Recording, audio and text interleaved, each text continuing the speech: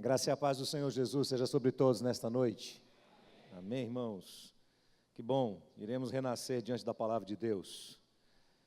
Queridos, antes de ler o texto que Deus tem colocado no nosso coração, para trazer ao coração dos irmãos, eu quero lembrar que nós estamos muito próximos do Summit, e o Summit é um congresso de liderança que nós estamos reproduzindo aqui na nossa igreja, já há alguns anos. Na verdade, eu participo deste congresso desde 2006, portanto, 10 anos já, e ele tem sido muito inspirador para a minha vida e para a vida de muitos líderes dessa igreja e de muitas outras igrejas. A minha proposta de trazer o Summit para a metropolitana é porque o Summit é um teste para nós, como líderes, um desafio grande, mas também uma oportunidade de sermos colocados diante de líderes que estão ao redor deste mundo, em grandes organizações e pequenas organizações, em grandes igrejas e pequenas igrejas, organizações do terceiro setor, fazendo um trabalho extraordinário, líderes incríveis com os quais nós temos muito o que aprender. Salomão diz em Eclesiastes que é melhor o jovem novo, e que ainda quer aprender alguma coisa na sua vida, do que um rei velho e insensato que não se deixa mais admoestar. Eu penso que não existe idade para nós deixarmos de aprender, ou não existe idade para aprender. Todo tempo nós aprendemos, e creio que nós podemos aprender muito com líderes que estarão aqui conosco, 2 deles presenciais, o pastor Calvin Richner, que vem da Northwoods, nos Estados Unidos, uma igreja muito grande, uma igreja que está com um trabalho incrível, influenciando aí uma geração inteira, e ele vai estar conosco presencialmente. E também na sexta-feira teremos aqui a presença do pastor Josué Campanhã. Eu creio que vai ser um dos melhores summits que nós já tivemos até hoje. E vai ser muito importante que toda a nossa igreja, os nossos líderes, mesmo que você não seja um líder de igreja, como eu falei no vídeo, mas você é líder da sua casa. E a sociedade precisa de bons líderes. Se nós estamos chegando no caos que chegamos, no meio da sociedade, é porque temos líderes que falharam. E a igreja precisa sair na frente. Se tem que ter bons líderes na empresa onde você trabalha, você tem que estar entre os melhores. Você tem que ser um dos melhores. Lá na escola onde você dá aulas ou estuda, ou lá no condomínio onde você mora, ou no meio da sua família, nós precisamos aprender muito sobre liderança. Então eu creio que é uma experiência extraordinária para nós. Esse congresso vai acontecer daqui menos de 2 semanas, então temos pouquíssimo tempo, e é importante que você faça a sua inscrição, porque as inscrições estão se encerrando nesta semana. Tem um grupo lá no todo, você pode, no final desse culto, pedir maiores informações, se inscrever e participar. É intenso, quinta-noite, 2 palestras, sexta-noite, 2 palestras. Esse ano teremos palestra extra, quinta-tarde e sexta-tarde, e sábado o dia todo. Então, é um trabalho intenso, não é algo apenas para você vir aqui relaxar, não é, é intenso mesmo. Nós temos muito trabalho pela frente, e eu tenho muita alegria de poder ver os irmãos aqui, inspirando outras pessoas, trazendo pessoas que não são cristãs, da sua empresa, líderes seus da sua empresa, lá onde você trabalha, você pode trazê-los, inscrevê-los aqui. Eu tenho certeza que eles vão sair deste lugar muito impactados. Orem por nós, orem por toda a equipe que está preparando este congresso, porque, sem dúvida nenhuma, é um grande desafio para nós. Recebemos aqui pastores, líderes de várias igrejas e de várias organizações, e queremos dar o melhor que nós podemos a eles. Muito bem, queridos. Nós estamos falando sobre ser cheio do Espírito Santo, e a minha palavra desta noite tem a ver com o difícil exercício do ser cheio constantemente. Um dos graves erros teológicos, doutrinários, que foi ensinado no decorrer de anos, é que o enchimento do Espírito é uma experiência única. É grave porque não tem respaldo bíblico.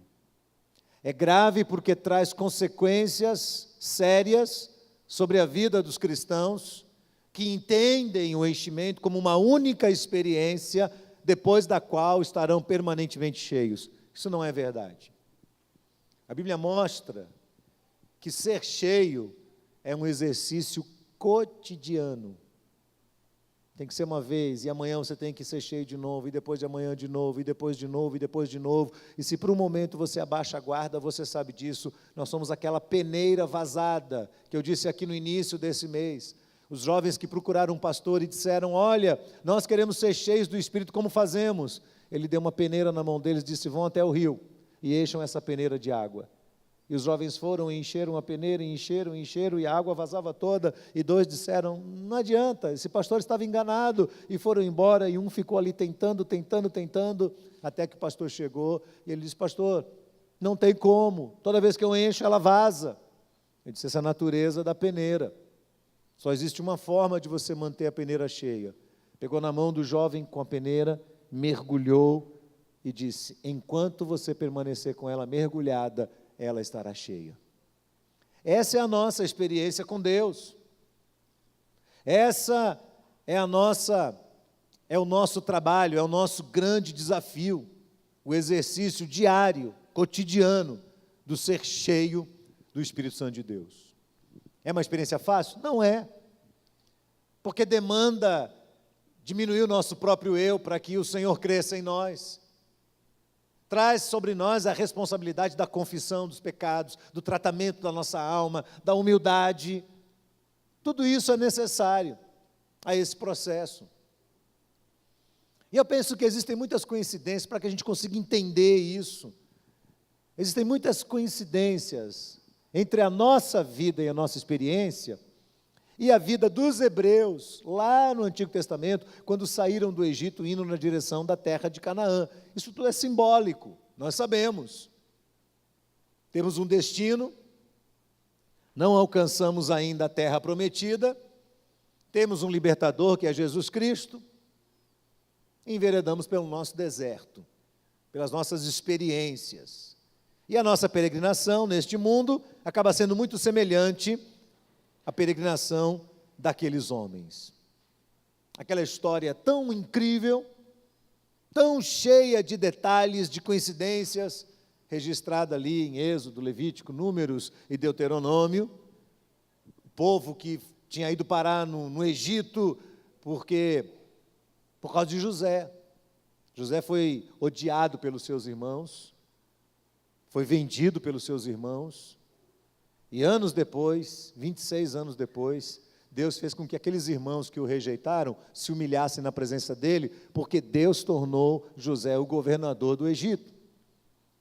E José recebeu seus irmãos e perdoou seus irmãos, e a partir daquele momento, houve um fluxo muito grande de refugiados hebreus indo para o Egito, e ali eles começaram a crescer e se multiplicar de forma tão incrível que os faraós temeram que eles dominassem toda a terra. Então os subjugaram e os tornaram escravos, e eles foram escravos durante 400 anos.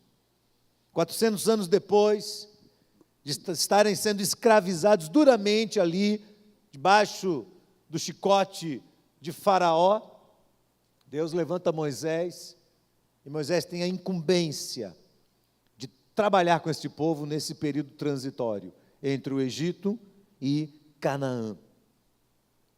E Moisés não é um homem extraordinário, ele é um homem comum, como eu e você.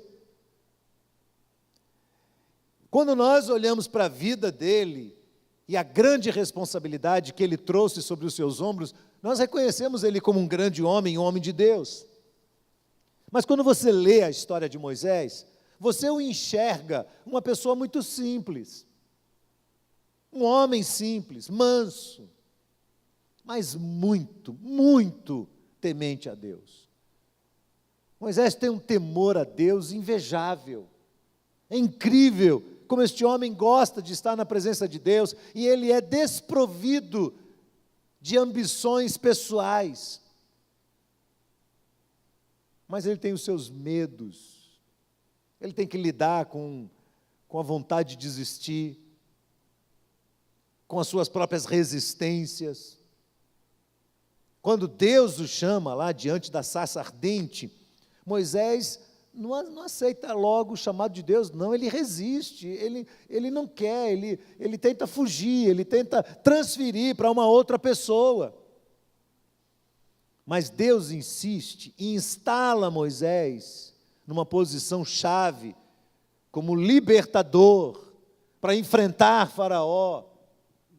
E depois disso, quando o povo enfim consegue deixar o Egito, Deus transforma Moisés num mentor, um mentor espiritual, mas num mentor moral, num líder, num administrador que vai cuidar de todo aquele povo.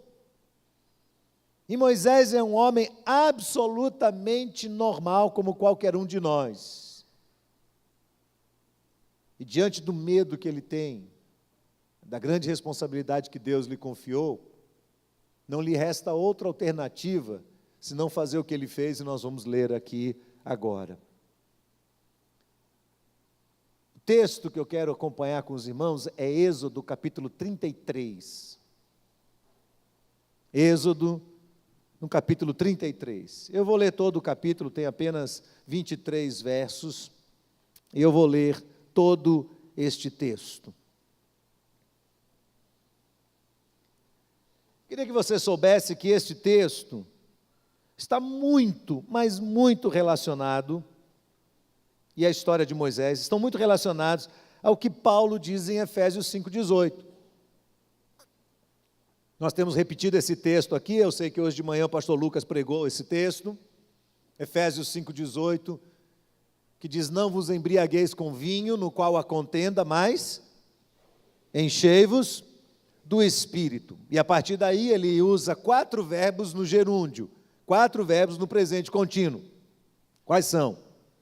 Falando entre vós com salmos e hinos, cantando e salmodiando ao Senhor em vosso coração, agradecendo a Deus por todas as coisas e sujeitando-vos uns aos outros no temor de Cristo. Então eu faço uma pergunta. Para eu ser cheio do Espírito, eu tenho que fazer essas 4 coisas. Tomar cuidado com o que eu falo, não é falar aquilo que edifica, adorar a Deus, agradecer por tudo e me sujeitar aos irmãos. Eu preciso fazer essas coisas para ser cheio, ou eu preciso ser cheio para que eu consiga fazer essas coisas? É como num casamento. Um casal se casa apaixonado, passa alguns anos juntos, 2, 3, 4 anos, num momento difícil de adaptação, um olha para o outro e vem aquele questionamento: será que eu casei com a pessoa certa? E aí surge uma pergunta: o que sustenta um casamento? É o amor ou é o compromisso? Porque se você disser é o amor, você há de convir comigo que tem dia que você não está nem um pouco afim de amar seu cônjuge. Não é verdade? Tem dia que o marido tem vontade de jogar a esposa pela janela. Tem dia que a mulher quer jogar o marido pela janela, do andar de cima ainda.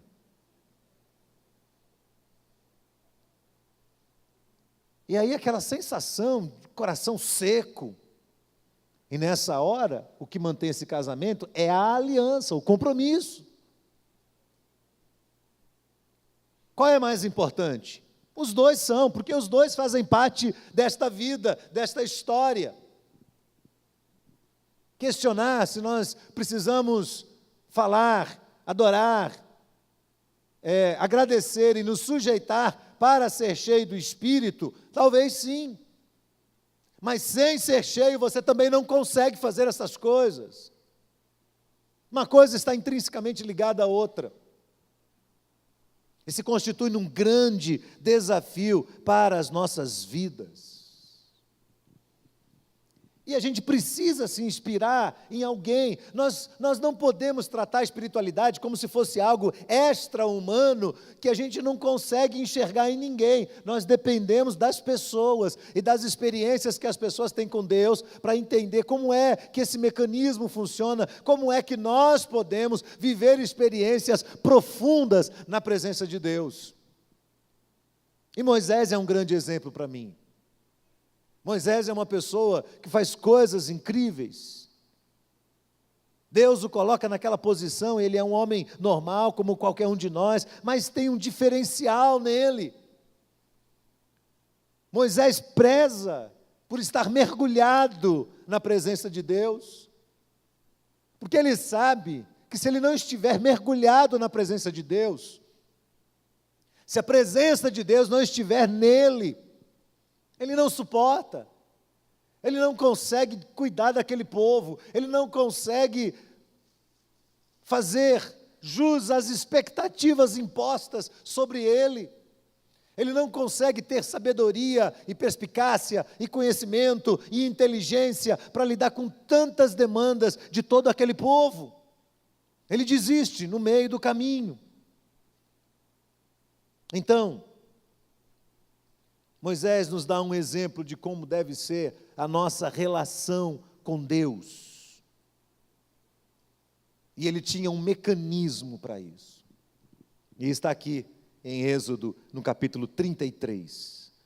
Quando este texto aconteceu, Moisés já havia tirado o povo, o exército de Faraó já tinha morrido ali, perseguindo Moisés, afogado no mar. Moisés já havia enveredado pelo deserto, já passou fome, necessidade, buscou o maná, Deus já havia mandado maná, e subiu no monte, pegou as tábuas da lei, desceu com as tábuas da lei, e já tinha visto o povo se corromper. Tudo isso já havia acontecido.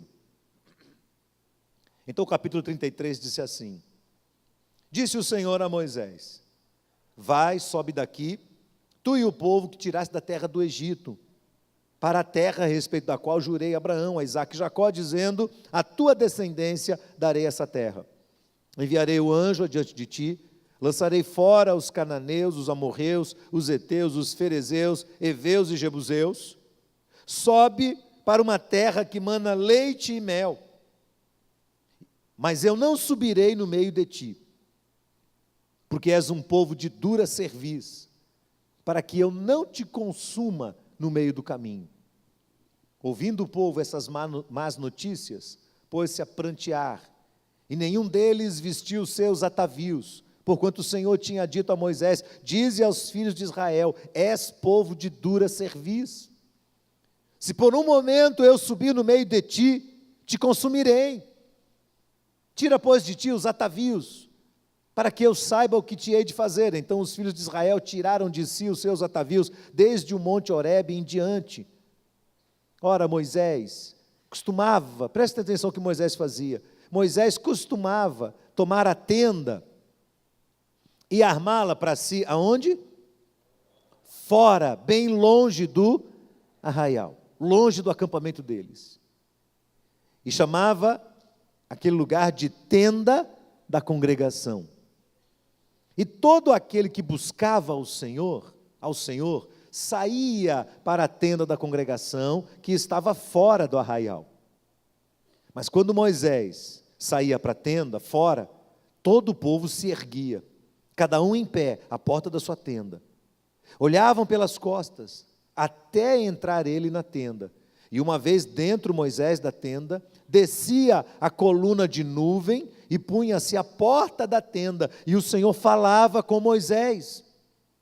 Todo o povo via a coluna de nuvem que se detinha à porta da tenda, todo o povo se levantava, e cada um à porta da sua tenda adorava ao Senhor. E falava o Senhor com Moisés, como? Face a face, como qualquer um fala com seu amigo. Então voltava Moisés para o arraial, e o moço Josué, o seu servidor, filho de Num, não se apartava da tenda. Disse Moisés ao Senhor: tu me dizes, fazes subir este povo, porém não me deste saber quem hás de enviar comigo.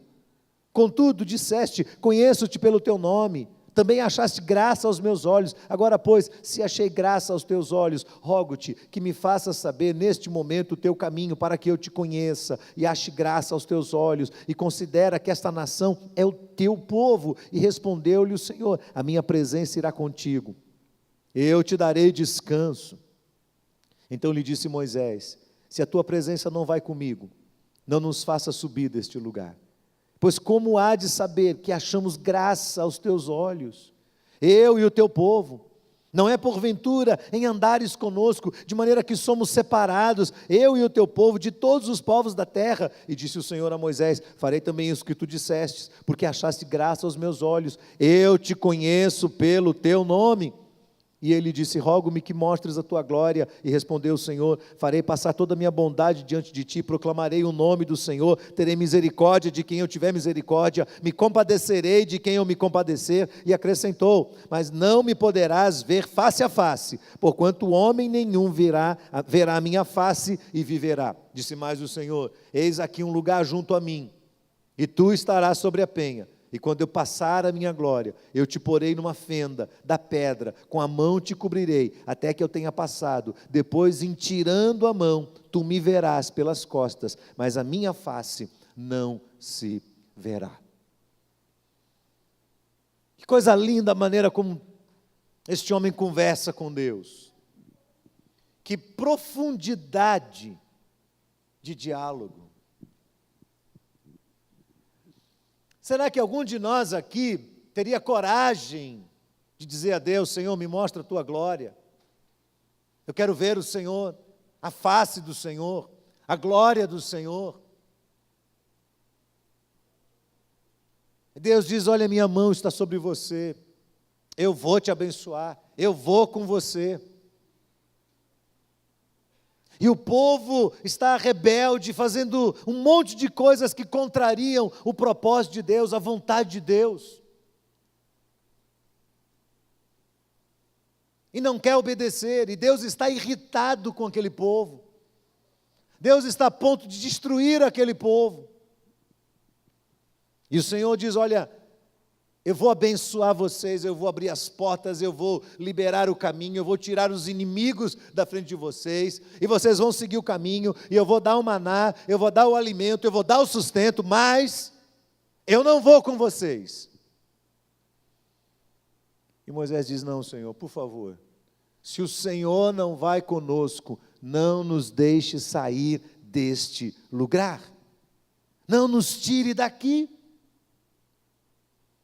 Eu vejo Moisés como aquela peneira mergulhado na presença de Deus. Eu vejo Moisés desejando mais desta presença de Deus sobre a sua vida e a sua história. E Moisés se recusa a manter o seu ofício e o seu trabalho sem a presença do Senhor. Moisés sabe quem Deus é. E sabe que ele precisa estar na presença deste Deus. Mas como? Moisés é um líder de renome, ele está liderando nada menos do que mais de 2 milhões de pessoas. É muita gente. Cada um tem um problema, cada um tem uma contenda. Moisés é juiz, Moisés é prefeito, Moisés é o líder da saúde, Moisés é tudo. E o acampamento é um lugar agitado, o acampamento é um lugar de demandas. Moisés provavelmente não tinha sossego. Quando ele entrava na tenda dele, vinha alguém e chamava, vinha outro e chamava, vinha outro e chamava. Então Moisés toma uma decisão. Ele pega uma tenda e diz: olha, o acampamento está aqui. E ele leva aquela tenda e coloca lá longe do acampamento e planta aquela tenda. Para onde eles vão caminhando, Moisés vai levando aquela tenda e armando aquela tenda longe do acampamento. E todos os dias, de manhã e de noite, Moisés sai da sua casa e vai na direção da tenda da congregação. Qualquer um tem direito de ir àquela tenda. Qualquer um pode orar lá. Qualquer um pode ir buscar a face de Deus lá. Mas quando Moisés levanta e vai na direção da tenda da congregação, as pessoas sabiam que algo diferente ia acontecer. Então, criava uma expectativa em todo mundo, e todo mundo saía à porta das suas tendas e ficavam olhando para Moisés de longe. E Moisés ia até a tenda, e quando ele entrava na tenda da congregação sozinho, descia uma coluna de nuvem sobre ela. E aquele lugar era tomado da presença de Deus. Agora, se você é um pouquinho perspicaz, você deve estar questionando aí, ou argumentando com você mesmo. Deus poderia estar na tenda e estar dentro do arraial, sim ou não? Sim, porque a Bíblia diz que Deus é onipresente. O fato de Deus ser onipresente significa que Deus está em todos os lugares ao mesmo tempo. Então, se Deus é onipresente, qual a relevância da tenda da congregação? Para que ela existe? Não é verdade? Porque a gente diz assim, eu não preciso de um tempo e de um lugar para orar. Não preciso. Porque se eu estiver no carro, eu estou orando, se eu estiver no ponto de ônibus, eu estou orando, se eu estiver no escritório, eu estou orando, se eu estiver correndo e fazendo Cooper, eu estou orando. Deus está conosco nesses lugares? Está ou não? Sim, Ele está.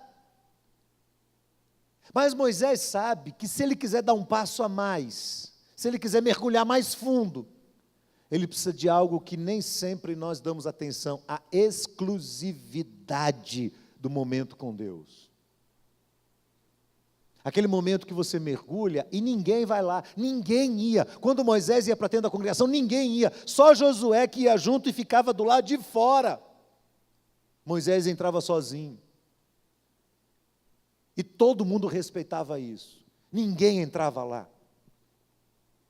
Eu penso que a nossa vida conturbada, agitada, cheia de responsabilidades, cheia de desafios, cheia de compromissos, nos tira essa perspectiva da exclusividade com Deus. Nos tira a oportunidade de estar na presença de Deus, sem que nada nos atrapalhe. Moisés não tem tablet, não tem computador, não tem celular, não tem nada disso. E ele está lá na presença de Deus. E Deus se manifestando através daquela coluna de nuvem, sobre a vida dele e sobre a experiência dele. Moisés consagra aquele lugar como uma espécie de refúgio espiritual, como um lugar da busca da presença de Deus. Ora, Moisés sabe que Deus é onipresente. Se existe alguém que pode testemunhar da onipresença de Deus, esse alguém é Moisés. A tenda, portanto, não foi construída por causa de Deus, mas por causa de Moisés e por causa do povo. Moisés era vitimado pelas suas próprias distrações.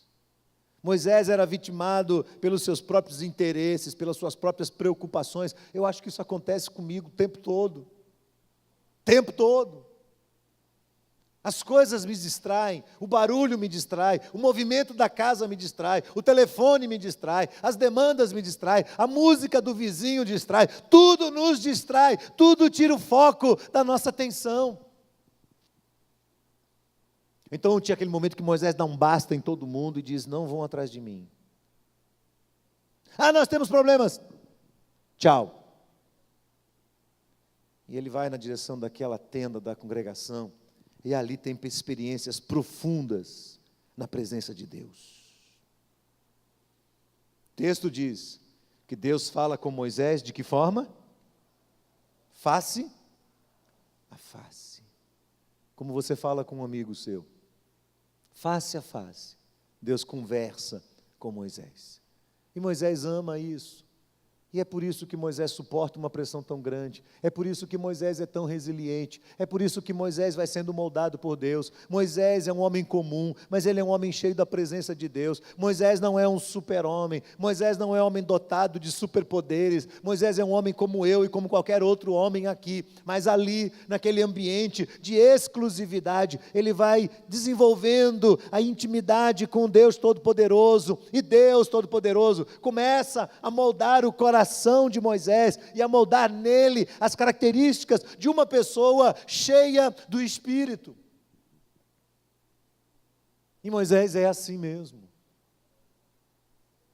Ele tinha algumas características. Primeiro, Moisés é um homem que moldava muito bem a sua fala para não errar, para não falar o que não deve, para não prevaricar contra Deus. Ele molda a sua fala. Moisés é um homem que ouve muita coisa, você sabe disso. Paulo diz em 1 Coríntios 15, 33, não vos enganeis, as más conversações corrompem os bons costumes. Então, às vezes, a gente começa a ouvir o que os outros falam, e aquilo vai mexendo com a gente, vai mexendo com o coração, vai tirando o ânimo, vai tirando a coragem, vai alterando os desafios da nossa vida, o rumo da nossa vida, vai mudando todas as coisas, e chega uma hora que quando a gente ouve demais as pessoas, a gente chega num momento de clausura, e que não vai para lugar nenhum. Moisés ouviu muita coisa, o povo falava demais. O povo acaba de sair do Egito e fala mal de Moisés. Existem conversas de corredor. Sabe aquelas conversinhas de corredor? Está vendo? Moisés quer dominar sobre nós. Está vendo? Moisés quer tirar a nossa comida. Está vendo? Moisés só ele quer mandar, só ele quer fazer, só ele quer acontecer. Moisés está achando que ele é o tal. E aquelas conversas que vão gerando ali problemas e controvérsias e angústias, e daqui um pouco vão se transformando em rebelião. Deus manda o maná, o povo se alegra com o maná, fica feliz, primeiro dia, segundo dia, mas lá para a primeira semana, segunda semana, o povo fala, peraí, esse negócio tem o mesmo gosto, é tudo igual, é uma rotina, é todo dia a mesma coisa, esse maná que a gente não aguenta mais. E Moisés vai falar com Deus, e Deus diz, manda o povo caminhar, manda o povo comer, é isso aí mesmo, vai ter maná. Quanto tempo passou? Mas o Senhor, já passou um ano. Fala para o povo que só falta mais 39. Só mais 39. Comendo maná. E o povo fala mal, e fala mal, e fala mal. E Moisés vai colocar aquilo diante de Deus. Quando ele sobe ao monte para buscar as tábuas da lei, e passa aquele tempo na presença do Senhor, e recebe os 10 mandamentos, Moisés ouve o alarido do povo, e quando ele desce, o povo se corrompeu, e o irmão dele estava liderando isso, corrompeu todo mundo, e fizeram um bezerro de ouro, e estão se prostrando diante de um bezerro de ouro, e Moisés chega e fala, o que é isso? Ele diz, isso não, este é o nosso grande Deus que nos livrou do Egito. Meu Deus, o que é isso? Que mente é essa? Que viram a ação de Deus, e agora rejeitam. Moisés vai ouvindo essas coisas todas, mas o que eu acho interessante, é que Moisés não se deixa abalar por tudo que ele ouve. Sabe por quê? Porque Moisés não é moldado pela fala das pessoas, ele é moldado pela presença de Deus. Lá na tenda da congregação, ali ele derrama a alma dele diante de Deus, e Deus vai moldando o coração dele, e vai ensinando ele, e Moisés vai adquirindo cada vez mais autoridade na sua fala, tanto é que Deuteronômio 28, um dos textos mais lindos da Bíblia, que tem 68 versos, do 1 ao 15, do 1 ao 17, falando sobre as bênçãos que vêm, quando alguém obedece os preceitos de Deus, e do 18 até o 68, as maldições que virão sobre aqueles que desobedecem. Vale a pena ler e conferir. Mas ele começa o texto dizendo assim, Moisés, é ele que está sendo usado por Deus e falando. Ele diz, Moisés diz, olha, se atentamente, vocês ouvirem a minha voz e obedecer a voz do Senhor, que vem por meio de mim, o líder, e obedecer, então vocês serão alcançados pelas bênçãos do Senhor. Mas se deliberadamente vocês desobedecerem a minha voz, essas maldições os alcançarão. Tem que ter muita autoridade para falar isso. E Moisés é cuidadoso. Até no jeito como ele vai falar com Deus. Moisés escuta todo esse conjunto de maledicência desse povo, e ele vem na presença de Deus, e Deus diz assim, vou destruir o povo. E Moisés fala assim, não, Senhor, por favor, não faz isso. O Senhor não disse que o Senhor está comigo? O Senhor não disse que o Senhor me ama? Então fica aqui comigo e perdoa aquele povo. Outra vez o povo reclama e amaldiçoa Moisés e se afasta de Deus, e Moisés vem à presença de Deus e chega ao ponto de Moisés dizer assim, Senhor, ou o Senhor perdoa esse povo, ou o Senhor faz o quê? Risca o meu nome, da onde? Do teu livro. Você faria isso? Quem aqui diria para Deus, Senhor, ou o Senhor perdoa esse povo pecador, ou risca o meu nome do livro da vida? Quem faria? Eu não faria, os irmãos pequem se virem que sou pecado. Mas Moisés faz. Ele vai diante de Deus e diz assim, Senhor, não deixa esse povo, Senhor. Senhor, o Senhor tirou esse povo com o braço forte do Egito. Senhor, foi o Senhor quem segurou Faraó com seus cavaleiros. Foi o Senhor. Senhor, por favor, cumpre a tua promessa. E ele vai, e você vê que a fala de Moisés é moldada pela presença do Espírito. Por quê? Porque sai da boca dele aquilo que está cheio no seu coração. Jesus diz isso em Mateus 15:11. A boca fala do que está cheio o coração. Paulo diz em Efésios 4:29, não saia da vossa boca nenhuma palavra torpe. O que é uma palavra torpe? É uma palavra apodrecida, uma palavra diluída, uma palavra que quando sai da boca gera mal-estar, gera ironia, gera aquela brincadeira maledicente, de mau gosto. É aquela palavra que quando sai da boca critica, fere, diminui alguém, machuca as pessoas. Aquela palavra que sai com uma espada, ferindo, cortando, destruindo relacionamentos, diminuindo pessoas. Paulo diz assim, não saia da vossa boca nenhuma palavra desse gênero, mas saia apenas aquela que for boa para edificação, e assim transmita graça àqueles que ouvem. Que desafio, não é? O que é que sai da sua boca diariamente? Quando você chega num domingo e você faz um resumo da sua semana, o que saiu da sua boca produziu o quê? Quantos de nós essa semana abrimos a boca e o que saiu da nossa boca trouxe edificação, trouxe encorajamento, trouxe confronto espiritual, abençoou pessoas, encorajou elas a seguirem a Deus com maior santidade, com maior firmeza, com maior dedicação? Quantos? E quantos de nós abrimos a boca essa semana e só saiu porcaria da boca? Só saiu o que não deve, só saiu brincadeirinha de péssimo gosto, mais nada. Paulo diz em Efésios, capítulo 5, verso 19, que nós devemos falar entre nós, com salmos, hinos, cânticos espirituais, falar, dizer aquilo que traz edificação espiritual e crescimento. Você está cheio do Espírito? Estamos cheios do Espírito? A boca será um termômetro. Moisés é um homem que abre a sua boca, e o que sai da boca dele traz crescimento, traz edificação, não é resultado de comentários inconsequentes, vindos de um povo que desdenha da sua liderança, mas é um homem cheio da presença do Espírito de Deus. Então a fala manifesta isso, o que sai da boca dele manifesta que o coração dele está cheio da presença de Deus. Ouça as suas próprias palavras. Ouça suas próprias palavras e pergunte para você, estou cheio do Espírito? Segundo lugar, Moisés é um homem que desenvolve uma atitude insistente de adoração, de louvor a Deus. Moisés insiste nisso. Ele cria um ambiente constante de adoração. Quando você volta lá em Êxodo 15, eles haviam acabado de sair, e Moisés está extasiado diante de tudo que Deus fez, ele está assim impressionado com o fato de Deus ter libertado eles do exército de Faraó, que era muito maior, que era muito mais poderoso, e Moisés está encantado com o que Deus fez. Então o Êxodo 15 aparece aí como cântico de Moisés, mas não foi um cântico assim que ele criou de uma hora para outra, e chamou a banda e eles tocaram e cantaram, não. Eram fragmentos que eram declarados diariamente, quando Moisés, enquanto ele ia caminhando com aquele povo no deserto, Moisés ia à frente, e ele ia declarando, fazendo declarações, confissões de adoração por tudo que Deus tinha feito.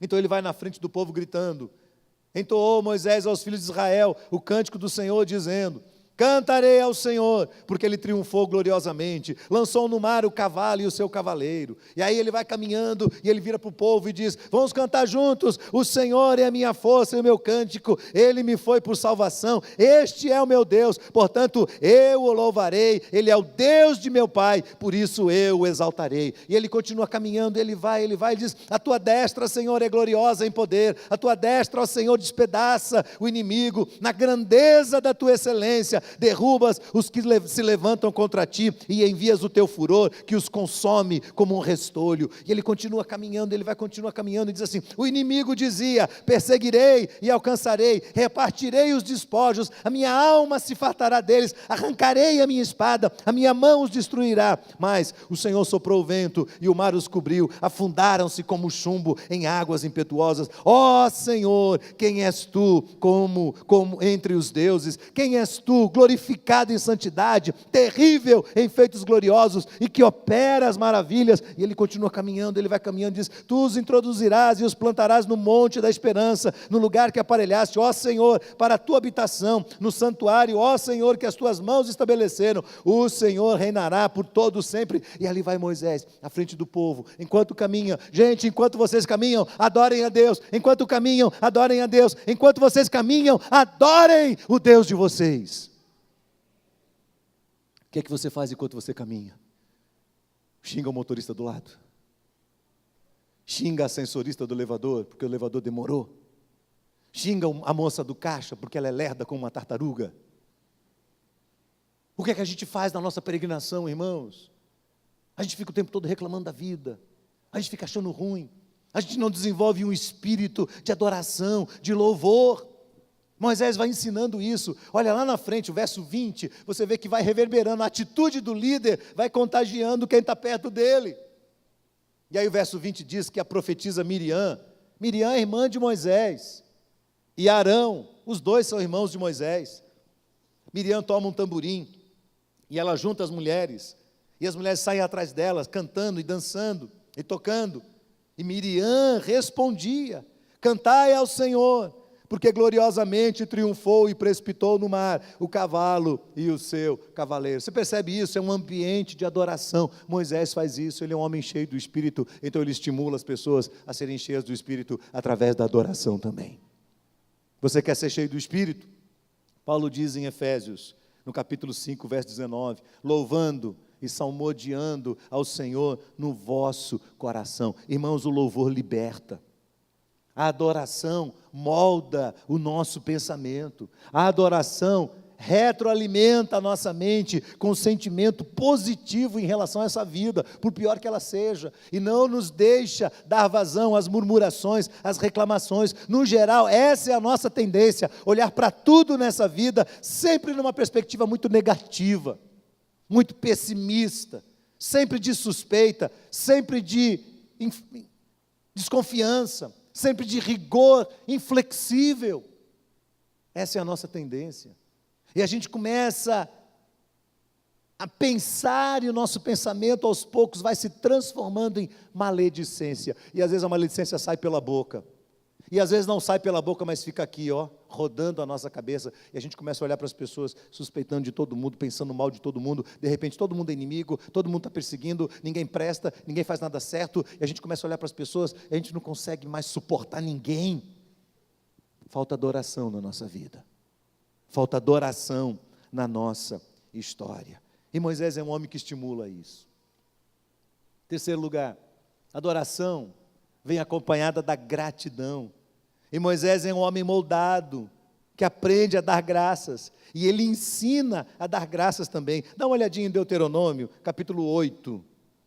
Deuteronômio, no capítulo 8, Moisés vai ensinar a gratidão a partir da seguinte perspectiva: se você não aprender a agradecer, você vai esquecer o que Deus fez na sua vida.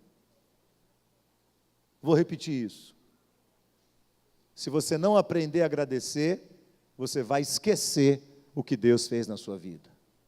Você quer ver? Deuteronômio capítulo 8, verso 11. Olha o que Moisés diz para o povo: guarda-te e não te esqueças do Senhor teu Deus, não cumprindo os seus mandamentos e os seus juízos e os seus estatutos que hoje ordeno, para não suceder que, depois de teres comido e estiveres farto, olha bem, você já comeu, está farto, depois de haveres edificado boas casas e morado nelas, depois de se multiplicarem os teus gados, os teus rebanhos, aumentarem a tua prata, o teu ouro, e ser abundante tudo quanto tens, se eleve o teu coração e te esqueças de quem? Do Senhor teu Deus, que te tirou da terra do Egito, da casa da servidão, que te conduziu por aquele grande e terrível deserto, de serpentes abrasadoras, de escorpiões, de secura, em que não havia água, e te fez sair água da pederneira, que no deserto te sustentou com o maná, que os teus pais não conheciam, para te humilhar, para te provar, e afinal, para te fazer bem. Não digas no teu coração, a minha força e o poder do meu braço me adquiriram essas riquezas. Antes te lembrarás do Senhor teu Deus, porque é Ele o que te dá força para adquirires riquezas, para confirmar a sua aliança, que sob juramento prometeu aos teus pais, como hoje se vê.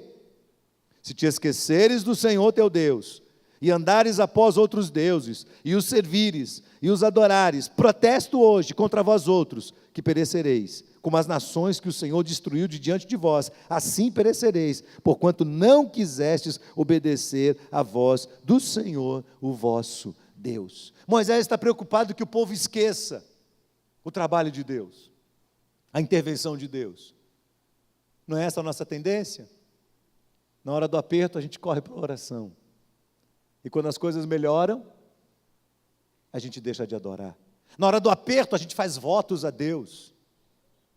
Na hora que dá folga, a gente esquece da oferta, do voto feito.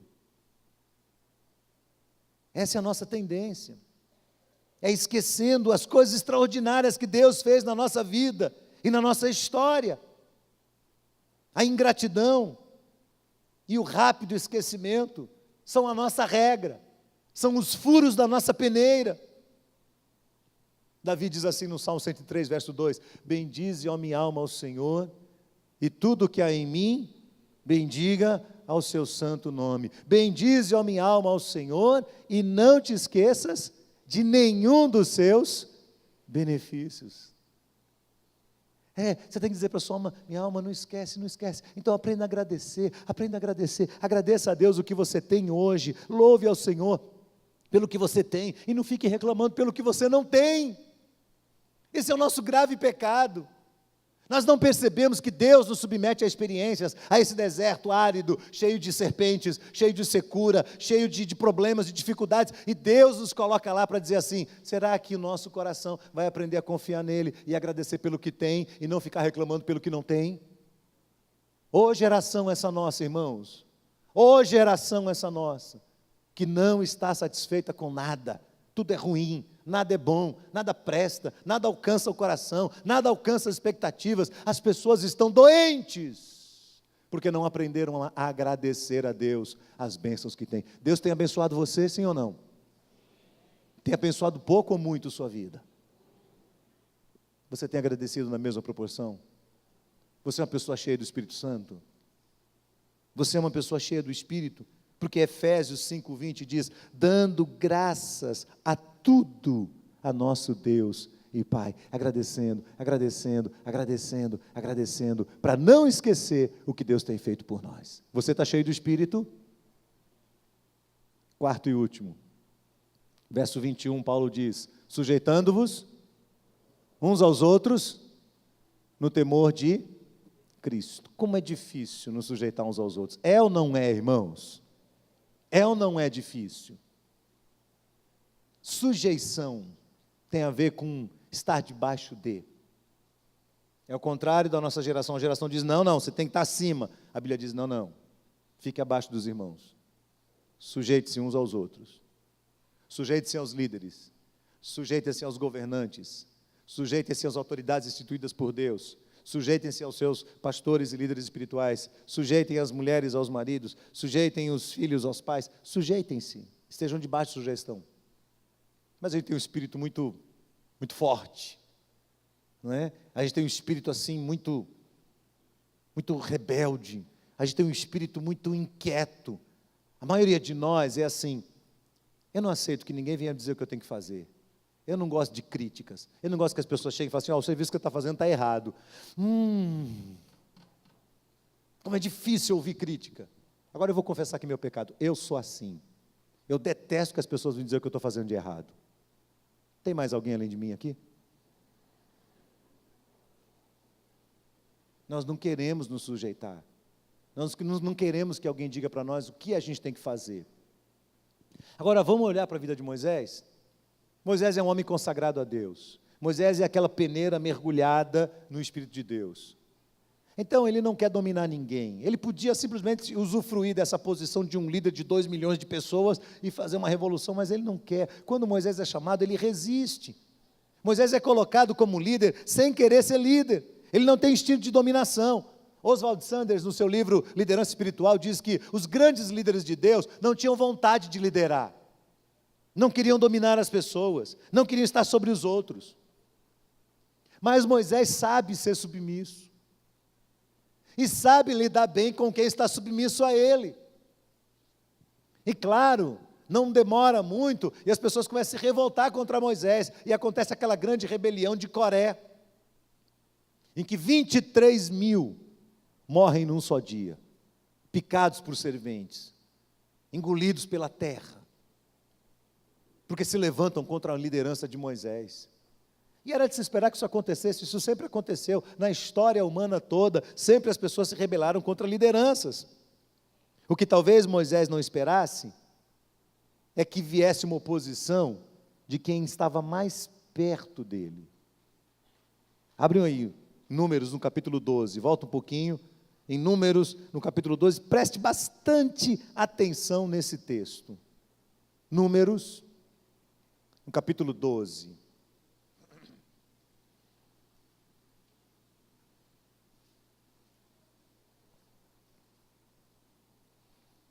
Era de se esperar que Moisés recebesse oposição por parte do povo, mas olha o que acontece.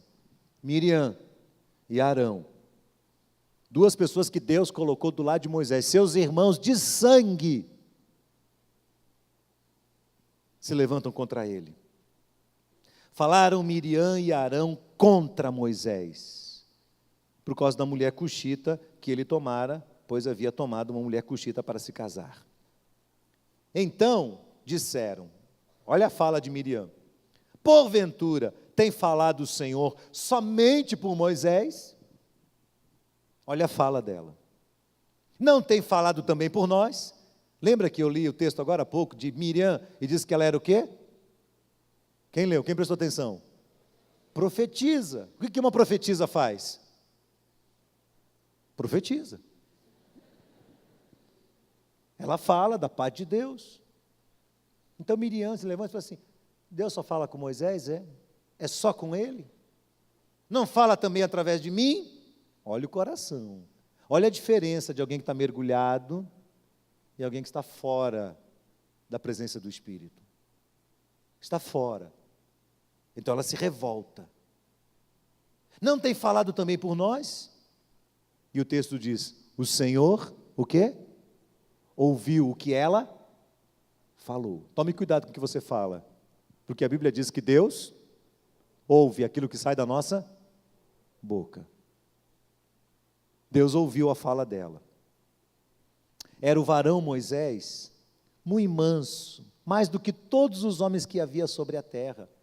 E logo o Senhor disse a Moisés e a Arão e a Miriam, vocês 3, saiam à tenda da congregação. De noite Deus manda chamar os 3, lá na tenda. E eles vão. Então o Senhor desce na coluna de nuvem, se pôs à porta da tenda, chamou a Arão e Miriam, e eles se apresentaram. Deus chama os 2. Então o Senhor diz, ouvi agora as minhas palavras. Se entre vós há profeta, eu, o Senhor, em visão a ele, me faço conhecer, ou falo com ele em sonhos. Mas não é assim com meu servo Moisés, que é fiel em toda a minha casa. Boca a boca falo com ele claramente, e não por enigmas, pois ele vê a forma do Senhor. Olha a pergunta de Deus, como, pois, não temestes falar contra o meu servo, contra Moisés? Verso 9 diz que, o quê? A ira do Senhor se acendeu contra eles, e o Senhor retirou-se, e a nuvem afastou sobre a tenda, e eis que Miriam achou-se leprosa, branca como a neve. Olhou Arão para Miriam, e eis que ela estava leprosa. Então disse Arão a Moisés: ai, meu senhor, não me ponhas, te rogo, sobre nós este pecado, pois loucamente procedemos e pecamos. Parece que Arão ficou morrendo de medo de ficar leproso também. Então já pede logo misericórdia. Ora, não seja ela como um aborto, que saindo do ventre da sua mãe, tem a metade da sua carne já consumida. E o Moisés, cheio do Espírito, paciente, faz o quê? Vai clamar ao Senhor. E diz: ó Senhor, eu rogo-te que a cures. E o Senhor responde a Moisés: se o seu pai lhe cuspira no rosto, não lhe seria envergonhada por 7 dias? Seja detida 7 dias fora do arraial, e depois ela seja recolhida. Então Miriam ficou fora do arraial por 7 dias, o povo não partiu enquanto Miriam não foi recolhida. E depois de 7 dias, então, ela foi trazida de volta, e o povo seguiu viagem, porque ela havia sido curada. Preste bem atenção no que aconteceu. Deus coloca Miriam e Arão para servirem junto a Moisés. Eles se levantam contra Moisés. E Deus desce e chama eles e fala: vocês fizeram o que não deviam fazer. Vocês se levantaram contra o meu servo. Sabe, irmãos, eu temo muito o que vou falar aqui,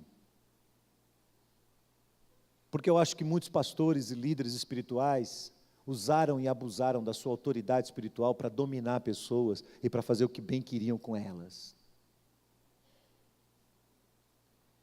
E esse medo que as pessoas têm de serem dominadas fez com que as pessoas deixassem de temer a voz de Deus que vem através dos homens que andam na presença dEle.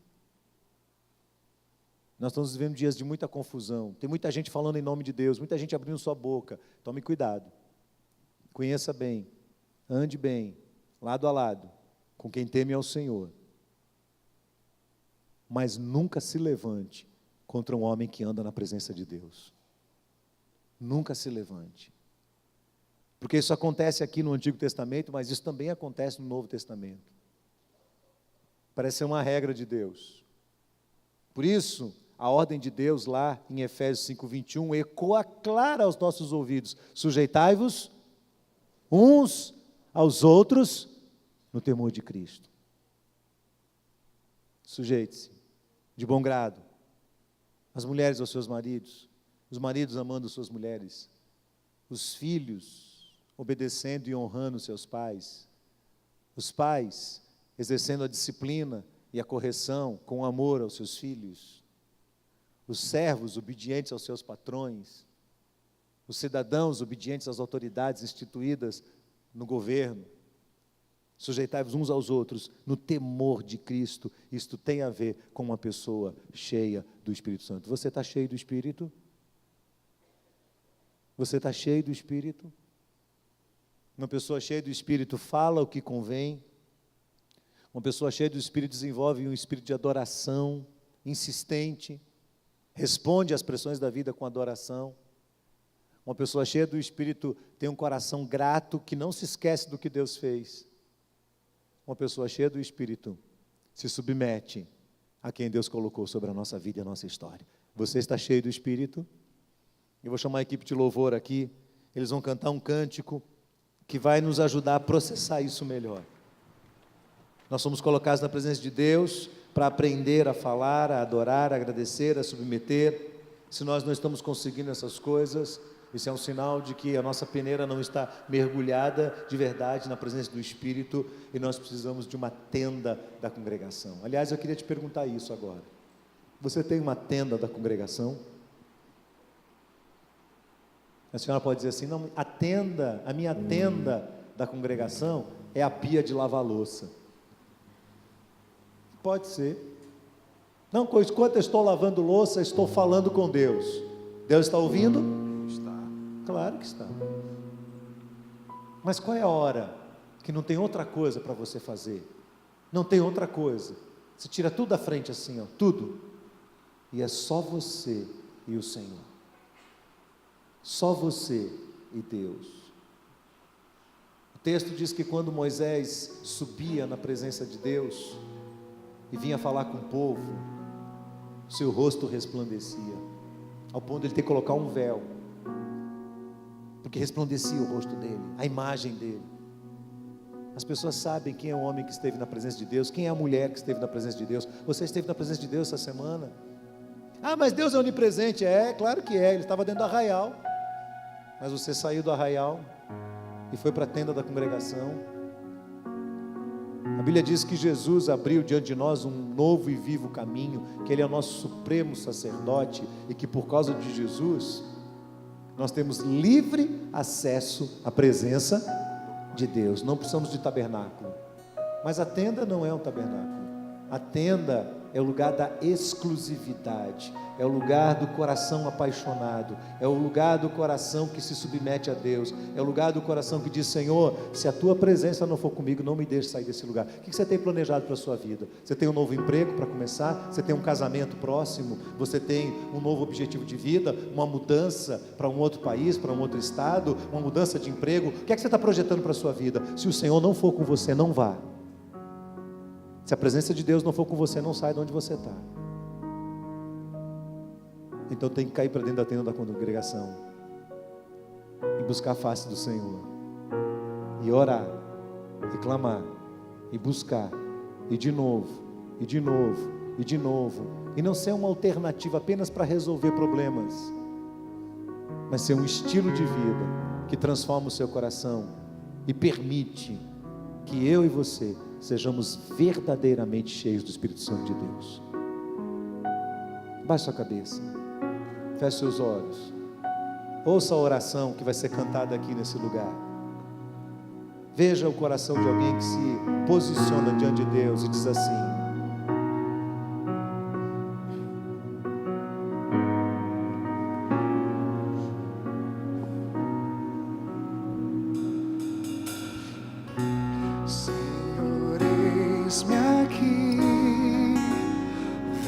transformar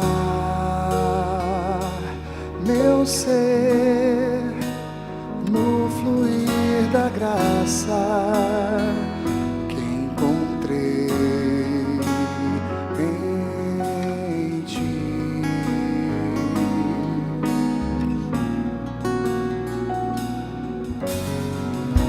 Senhor, descobri as fraquezas que há em mim podem ser vencidas no poder do teu amor.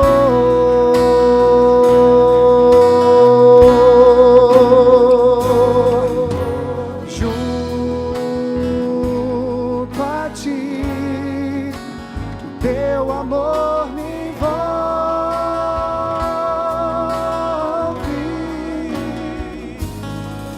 atrai-me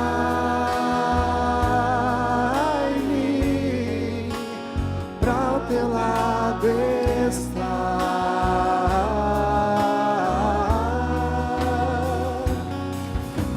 Espero em ti e subo como águia nas asas do Espírito. Contigo voarei no poder do teu amor. Antes de cantar a segunda estrofe dessa música, eu queria fazer um desafio. Eu gosto de fazer desafios assim porque são simbólicos. São simbólicos. Se você olha para o seu coração assim, você fala assim: Deus, puxa, como há uma defasagem em mim. Eu preciso, Senhor, de uma tenda da congregação. Seja a igreja do Senhor, seja um quarto na minha casa, seja um espaço lá na minha empresa, um lugar onde eu saio do tumulto, da confusão, do meio de todo mundo. Eu vou para aquele lugar e ali as pessoas me respeitam e ninguém vai bater, e o telefone não vai junto, e não vai ter perturbação. Eu vou buscar a face do Senhor. Não dá de dia, tem que ser de madrugada, tem que ser de manhã bem cedo. porque se começar o dia não dá mais, você se perde, nós nos perdemos no meio da nossa distração. Como seremos cheios do Espírito se nós não dedicarmos esse tempo da nossa vida a Deus? Como, irmãos? Como vamos enfrentar a pressão? Como vamos enfrentar os problemas no casamento? Como vamos enfrentar o desafio de criar os filhos? Como vamos enfrentar a inflação, a política corrupta, as coisas erradas que acontecem ao redor de nós? Como enfrentaremos o desemprego? Como? Sem a presença de Deus. Por outro lado, o que é que adianta ter todas estas coisas? O que é que adianta avançar? O que é que adianta ter conquistas? O que é que adianta ser um vencedor nesta vida e Deus não ir junto? Então, se você sente no seu coração, nesse momento assim, se você está tomando uma decisão, Deus, eu quero mudar, eu quero fazer como Moisés, eu quero ter minha tenda da congregação, e você quer consagrar essa decisão a Deus, eu queria que você viesse aqui na frente, que você saísse do seu lugar e você viesse até aqui. Se você olha para a sua vida espiritual, você se sente insatisfeito, defasado, vem aqui orar comigo, em nome de Jesus. Vem aqui orar comigo. E só fique sentado se você está muito feliz com sua vida espiritual. Se tudo está correndo muito bem, se você está mergulhado, se está cheio do Espírito, então você fica sentado. Mas se você não está, se você sente que há uma necessidade de buscar a Deus, vem aqui à frente, enquanto a equipe canta a segunda parte. Face a face, quero ver-te, Senhor, e conhecer o amor que habita em mim.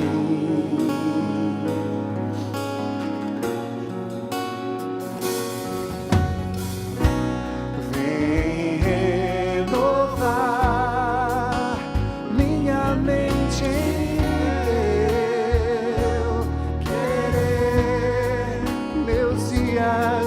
viverei no poder do teu amor,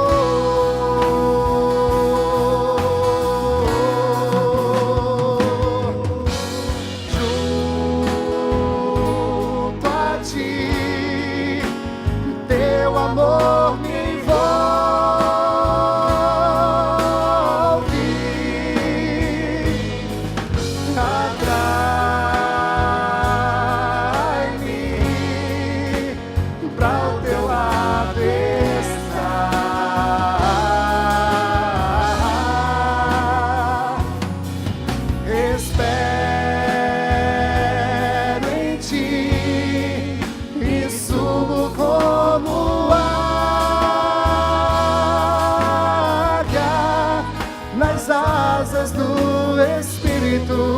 contigo voarei no poder do teu amor.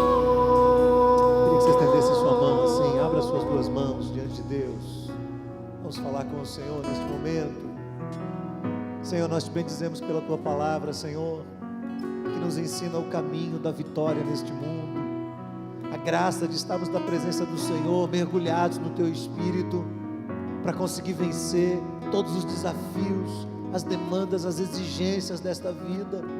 Para onde nós iremos? Só o Senhor tem as palavras de vida eterna, e nós temos conhecido e crido que Tu és o Senhor da vida. Ó Deus, nós queremos obedecer Tua voz, Senhor. Nós queremos dar um passo na direção do Senhor. Nós queremos cumprir o nosso papel nisso. Nós queremos consagrar ao Senhor a nossa vida de oração. Nós queremos ter um tempo do nosso dia em que deixamos todos de lado, todas as exigências e as demandas, e abandonamos tudo e mergulhamos na presença do Senhor, e seremos somente nós e o Senhor. E ali o Teu Espírito falará conosco, Senhor. Ali o Senhor irá consolar os nossos corações, ali o Senhor irá renovar as nossas forças, ali o Senhor irá nos suprir de sabedoria suficiente para tratar com todas as lutas, e ali na presença do Senhor alcançaremos a vitória que tanto almejamos, Pai.